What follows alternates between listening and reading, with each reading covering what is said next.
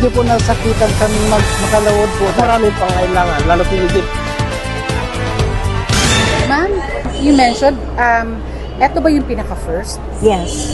Kasi tatlo ito na pet project ni Secretary na pare-pareho 500 million nationwide. Ito yung pinakaunang nabuo. So basically, ano po yung purpose talaga why we have this storage facility? Kasi maganda yung may cold storage para maiwasan yung mga pagkabulok ng mga product natin. And ang isa kasing major program ng DA, yung farm clustering and consolidation.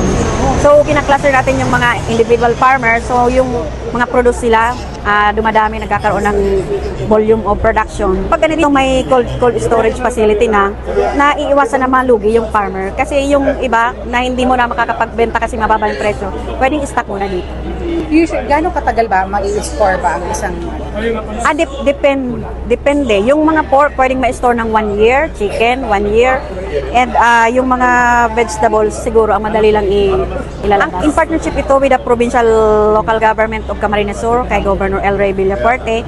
Pero yung DA ang nagbigay ng pondo nga na 500 million, and also, we will monitor this consistently. And kaya nga binabalik-balikan ni Secretary. And also kami yung mag-identify ng mga cluster organization na magsusupply. Pinakamahalaga at palay. Pinagyan natin na unang-unang yun na yung mga patubig. Ito naman natin sa kasaka. Ang pinakamahalaga yung patubig. Yung pinagyan natin ay input, mabilis sa mga fertilizer. Inaayos namin yung naging-improve na mga kumesa, masyadong matagal, dumating yung foods, maging ayos at mabaan ang presyo sa mga nagigili at tinakin na maganda ang hanap buhay ng ating mga Sa sitwasyon na po ngunyan, medyo po nasakitan kaming makalawod po tayo, lalo na po mahal ang gasolina. Kami pong mga nagagamit kang bangkang dimotor, kaya pumay po ang gasolina. Kung dahil man po, kumayo man po kaming makuha ng sapat na pang gasolina, dahil man po kami nakapaglawod. Dati po ma'am, sa sarong simana naglalawod kami, halos simana, ngunyan po nagkalawod na lang kami tulong banggi. Kung sa primerong banggi po mamaluya ang kayod mi, mahati po naman muna po kami ng pang gasolina. Ang pigahagad mi po ma'am ngunyan, ito po nga sa fuel subsidy.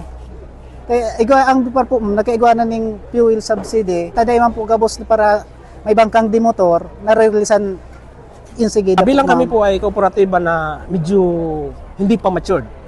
At maraming pangailangan, lalo tinigit po. Gusto namin ma-address yung mga problema ng mga farmer namin. Batiin mo naman ang katabi mo. Malaki yung problema pa namin, kakulangan. Hindi man po problema, kakulangan.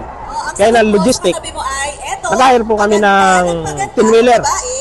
Buhat doon sa area namin para makabot sa destination. Nagre-rent kami ng more or less 40,000. Ngayon kung mayroon kami sarili 10-wheeler, mali-sir na yun. I-allocate na lang namin sa maintenance. At isa pa rin po, na-request namin sa ating national government, sa pamanguna ng ating presidente, na magkaroon po ng isang market center tayo sa Manila. Lahat ng itong sito cooperative, by commodity po yan. Isang area lang po yung pagdadalhan namin sa Metro Manila. Hindi po yung makikipagagawan pa kami sa Balintawak na malaking problema po. Pero ang gusto mo lang po, magtuloy-tuloy na rin yung tulong. At maramdaman ng farmer natin kung hanggang saan talagang mapapataas yung kita nila.